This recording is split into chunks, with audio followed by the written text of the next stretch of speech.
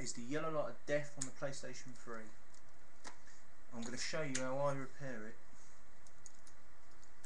Now this is exactly the same as the red ring of death on the Xbox.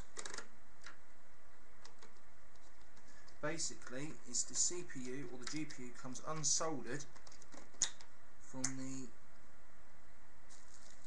motherboard. So it's actually really easy to get it fixed.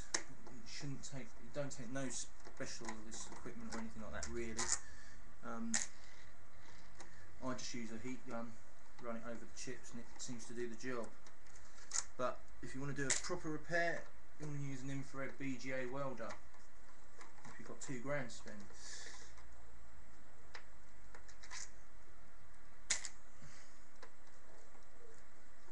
But this is the quickest and easiest way to do it. I'm not going to show you how to actually take the machine apart. I'm actually showing you just me unscrewing them. But if you want to know how to take them apart, just go on YouTube. There's loads of videos in there showing you how to take them apart. I'm just going to show you how I actually reflow them. Because basically what you want to do is get that solder back to a liquid state so that it goes back together again.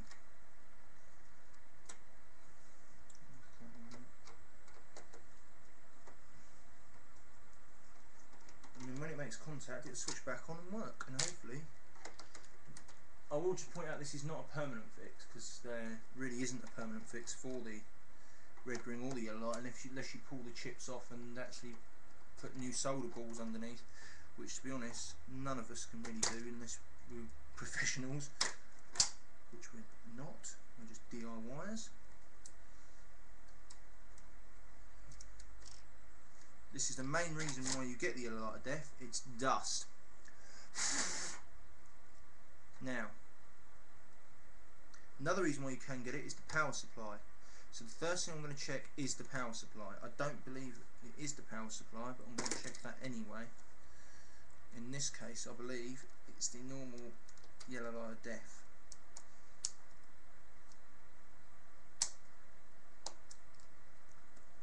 And yes, the PS3 Slims also do get this yellow light problem, unfortunately.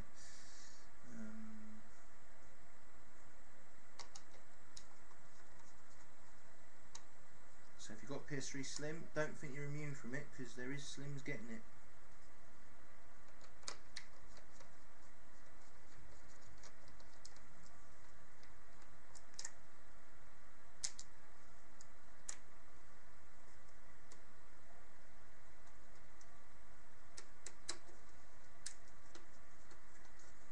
So if anyone's told you, oh no, I've got a Slim, I won't get that yellow light, don't believe it, because the Slims do also get it.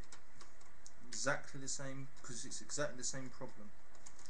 Now, I will be warning you, today I will not be using thermal paste, as I haven't got any thermal paste. I'm just literally going to get it working, then I'll go put thermal paste on when I actually get some. I haven't actually got any at the moment. And do not try and use it without thermal paste, because it lasts only like 5 minutes, if that.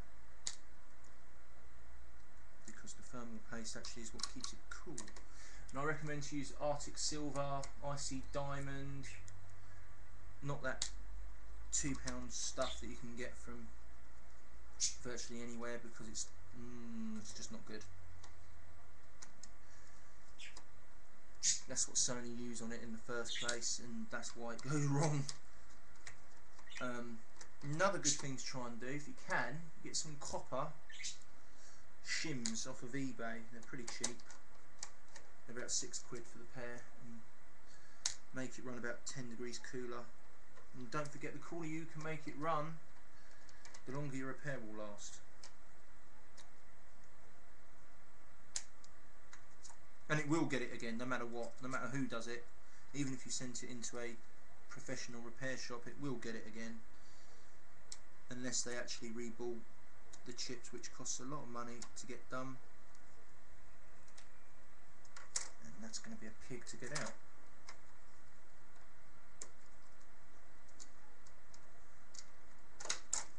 And what's the point in spending out on a repair shop to do this repair that I'm going to show you here when you can do it yourself?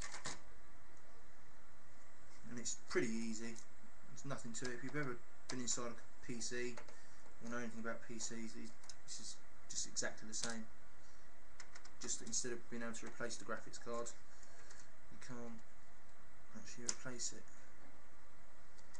Well, it's not like you can just get a new chip and put that on them yourself, but that's just, as I say, you've got to have the proper equipment to do that, and proper equipment costs money.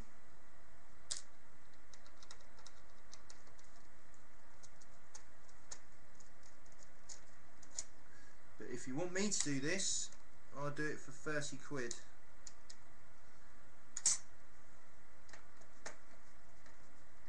£30 a time, as long as it hasn't been tampered with. I'm pretty much guaranteeing you that I can fix it if it hasn't been tampered with by anyone else. Even if it has been tampered by someone else, sometimes I can do it, but I wouldn't charge you if I don't do it.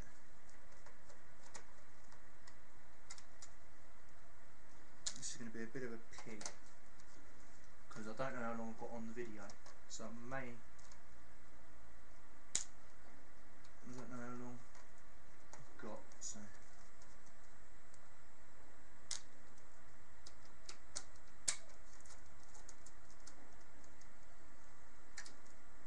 you'll see a lot of people on YouTube calling that a neutral screw. It's not, that's your earth screw. It's not a neutral screw. Completely different.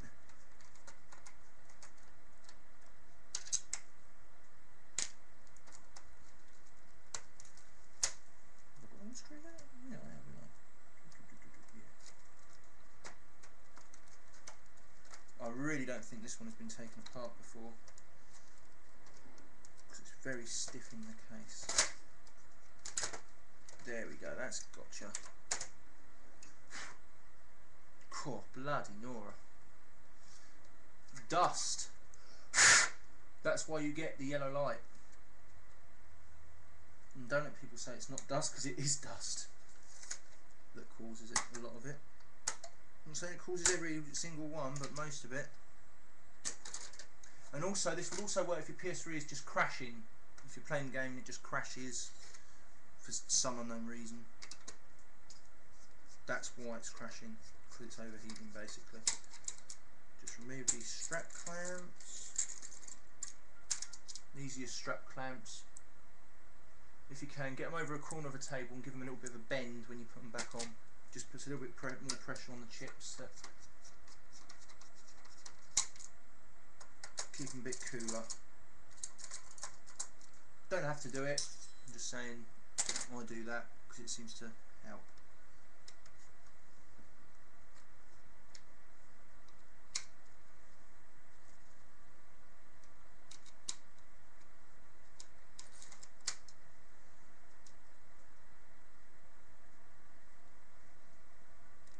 I do apologise for not speaking for a minute.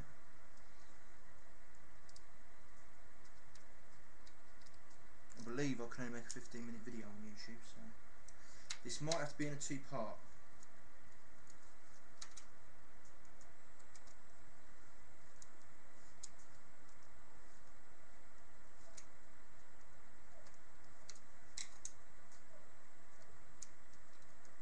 And this is an original 60 gig which can play PS2 games as well.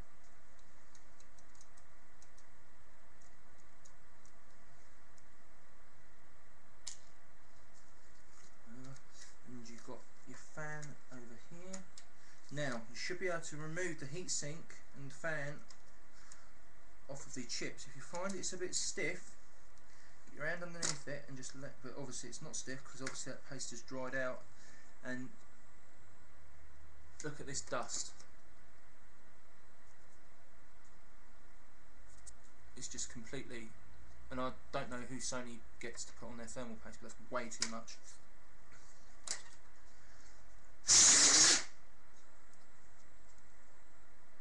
Unplug the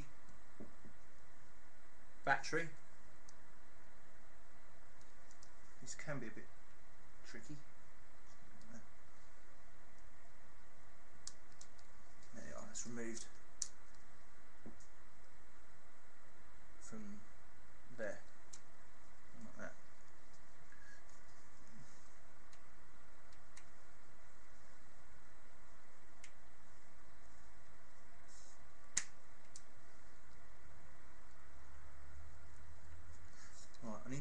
was the video, and